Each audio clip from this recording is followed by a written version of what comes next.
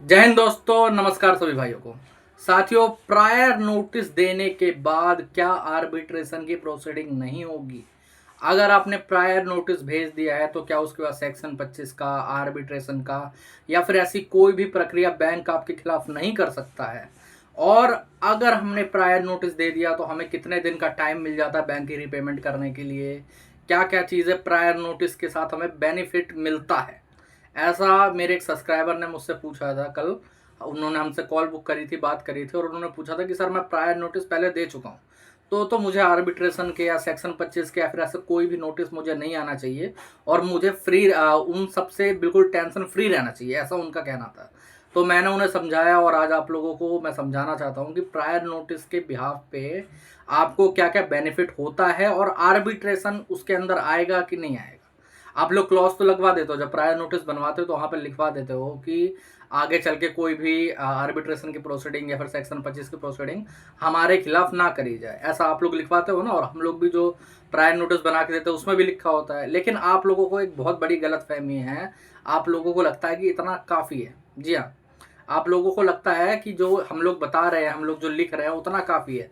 वैसा नहीं होता, पूरा प्रोसीजर आज आप लोगों को बताएंगे। तो दोस्तों, वीडियो शुरू करने से पहले मैं आप सबका हर्ष कुमार आपके अपने चैनल लोन डिस्ट्रॉय में आपका स्वागत करता हूं। अगर लोन संबंधित कोई भी प्रॉब्लम है, कोई नोटिस आ रहा है, कोई और दिक्कत है, ऊपर नंबर आ रहा है, आप मुझे व्हाट्सएप पर मैसेज कर सकते हो, ठीक है।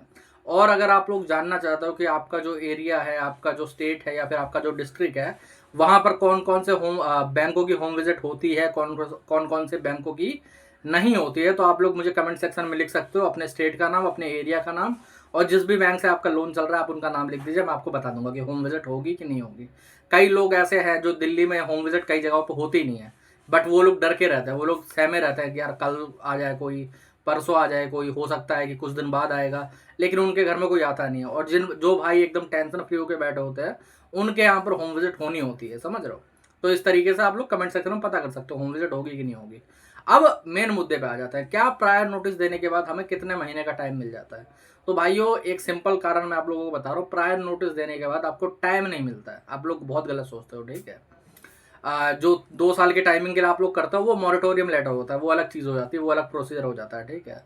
कई लोग क्या करते हैं, प्रायर नोटिस दे देते हो तो उसके बाद सोचते हैं कि अब रिकवरी नहीं होगी, अब कोई आर्बिट्रेशन का नोटिस नहीं आएगा, कोई सेक्शन 25 का नोटिस नहीं आएगा।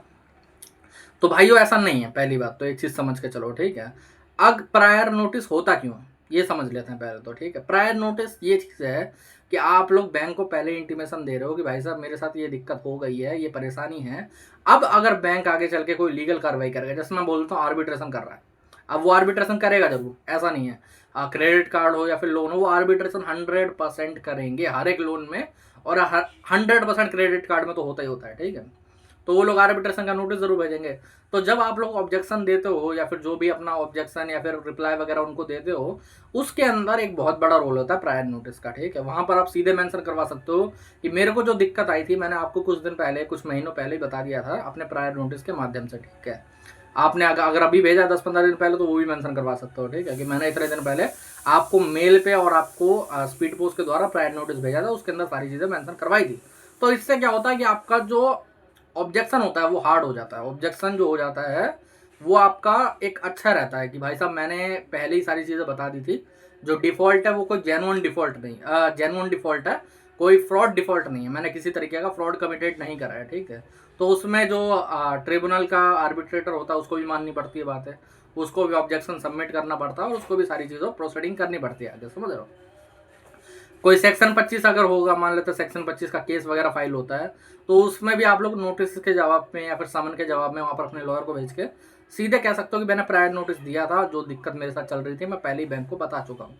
और जो फॉर्जरी का केस होता है 316, 318, 420 ही सुना होगा ना आपने, वो तो फाइल हो ही नहीं सकता प्रायर नोटिस देने के बाद। ऐसा क्यों होता है? क्योंकि देखो, प्रायर नोटिस जो फॉर्जरी का केस है उसका मेन वो क्या होता है एक्सपेक्ट, मेन एक्सपेक्ट होता है कि आपने फ्रॉड कमिटेड करा, बैंक ऐसा बोलता है। लेकिन जब आपने प्रायर नोटिस दे रखा होता है तो बैंक ऐसा कह ही नहीं सकता कि आपने फ्रॉड करा है, क्योंकि आपने पहले कमिटमेंट दी थी बैंक को कि भाई साहब ऐसी मेरे को दिक्कत है, आप मेरे को 6 महीने का टाइम दे दो, जो भी है मैं आगे चल के पेमेंट वगैरह कर दूंगा, सेटलमेंट का ऑप्शन रख देते हैं आप लोग। तो बैंक उसके बाद फॉर्जरी का केस आपके खिलाफ फाइल नहीं कर सकता, ठीक है। तो ये बेनिफिट है हमारे प्रायर नोटिस के। लेकिन कई लोगों को दिक्कत क्या है, देखो जैसे सब्सक्राइबर का मेरे को कॉल आया था ना, उन्होंने क्या बोला कि भाई ऐसा है, देखो मैंने प्रायर नोटिस दिया, आर्बिट्रेशन का मेरे को नोटिस आया, लेकिन आर्बिट्रेशन का नोटिस कैसे भेज सकता है जब मैंने प्रायर नोटिस भेज दिया। अरे मेरे भाई दोनों काम अलग हैं। आपने उन्हें कोई नोटिस दिया है तो वो भी नोटिस देंगे। अगर उन्होंने आपका एग्रीमेंट कर रखा है आर्बिट्रेशन का या फिर किसी भी चीज़ का, तो वो लोग उसके साथ चलेंगे, वो लोग उसकी प्रोसीडिंग करेंगे, ऐसी बात नहीं है। आपका काम क्या है? आपको अगर नोटिस आ रहे हैं तो आपको उनका रिप्लाई देना है, समझ रहे हो? आपको अगर नोटिस रिसीव हो रहे हैं, चाहे वो आर्बिट्रेशन के हो चाहे सेक्शन 25 के हो, तो आपको उनका ऑब्जेक्शन देना है, उनका रिप्लाई देना है। कई लोग बोलते हैं कि सर मेरे को तो 3 बार या 5 बार नोटिस आ रहा है, तो क्या 5 बार रिप्लाई दे? मेरे भाई देना पड़ेगा। उनका काम है भेजना और आपका काम है रिप्लाई देना। हाँ, आपको ये चेक करना है कि कौन से नोटिस का रिप्लाई देना ज़रूरी है। कई लोग क्या करते हैं, वो लोग डिमांड नोटिस देख के भी डर जाते हैं, कई लोग रिकॉल नोटिस देख के भी डर जाता है, कई लोग लास्ट वार्निंग नोटिस आता है कई लोगों को, ठीक है, तो वो लोग उससे, एक मिनट रुकिए, तो वो लोग उससे बहुत ज़्यादा डर जाते हैं। उससे डरने की जरूरत नहीं है आपको, ठीक है। आपको मेन 3-4 नोटिस मैं आपको बता रहा हूँ जिन पे आपको ध्यान देने की जरूरत है। आपको अगर कोई फॉर्जरी का नोटिस आता है उसका ध्यान देना है, आपको आर्बिट्रेशन के नोटिस का ध्यान देना सबसे पहले तो, ठीक है। आपको सेक्शन 25 के चेक बाउंस के नोटिस का ध्यान देना है। और एक चीज़ और है, कई लोगों को क्या होता है, डिमांड नोटिस के अंदर आर्बिट्रेशन का नोटिस आता है या फिर रिकॉल नोटिस के अंदर आर्बिट्रेशन का नोटिस आता है। आप पूरा नोटिस एक बार पढ़ो, समझो उसे कि वो नोटिस रियल है कि नहीं है, उसके सारे एस्पेक्ट सही है कि नहीं है, उस नोटिस का रिप्लाई देना ज़रूरी है कि नहीं है, ये चीज़ जानना ज़रूरी है। आप एक बार समझोगे उसी के बाद उसके बाद आगे प्रोसीडिंग करोगे उसकी, जो भी उसका रिप्लाई देना होगा, ऑब्जेक्शन देना होगा। आप लोग तो डरते हो, कई लोग बेचारे जिनको नोटिस आ जाता है वो मेरे को कई बार 10-10 बार फ़ोन कर देते हैं। अरे मेरे भाई इतना डरने वाली चीज़ नहीं है। हर एक नोटिस के अंदर 15 दिन का टाइम तो मिनिमम मान के चलो, 15 दिन का टाइम मिनिमम मान के चलो आप, इतना टाइम मिनिमम रहता है हर एक नोटिस के अंदर। 15 दिन का टाइम कहीं नहीं गया। और बोलो, कई नोटिस में लिखा रहता है ना 7 दिन लिखा रहता है या फिर 1-2 दिन लिखा रहता है, ऐसा नहीं हो सकता।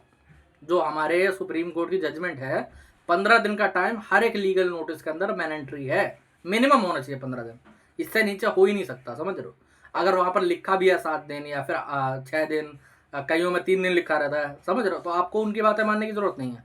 आप 15 दिन के अंदर उसका आंसर दिलवाओ, लेकिन जल्दी दिलवाओ, समझ रहे हो, क्योंकि जाने में टाइम लगता है, उनके पास पहुंचने में भी टाइम लगता है कई बार। अगर आप स्पीड पोस्ट वगैरह करवा रहे हो तो आप 1-2 वीक के अंदर पूरा का पूरा भिजवा दो उनको, काम खत्म करवा दो, कोई दिक्कत वाली बात नहीं है।